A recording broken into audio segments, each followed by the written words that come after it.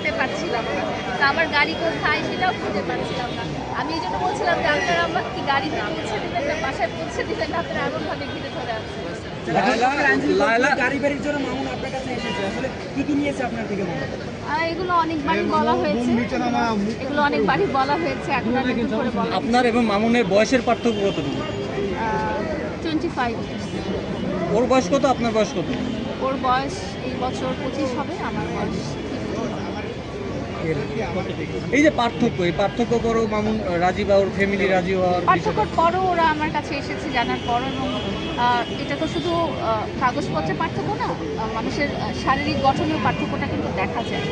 আমার বয়স যে 12-13 না, এটা তো আমাকে দেখেই বোঝা যায়। তো এটা তারা নিশ্চয়ই উদ্দেশ্যপূর্ণ কিছু ভালো এসেছে। এখন আসলে কেমন লাগছে? সেটাই বলছি যে আমি 12-13 দাবিও করছি না। এখন কেমন আছেন? ও তো নাই জীবনে। আলহামদুলিল্লাহ অনেক ভালো আছি। জীবন থেকে যখন স্বার্থান্বেষী মানুষগুলো চলে যায়, প্রতারকরা চলে যায়, তখন আল্লাহ তাআলা আলহামদুলিল্লাহ ভালো। আবারও ফিরবেন কিনা? নতুন করে জীবন শুরু করছেন কিনা? তাহলে কি আপনি কি মামুনের চিন্তা আছে কিনা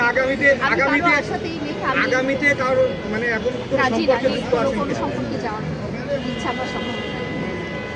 মামুনকে তাহলে মন থেকে ছেড়ে দিলেন?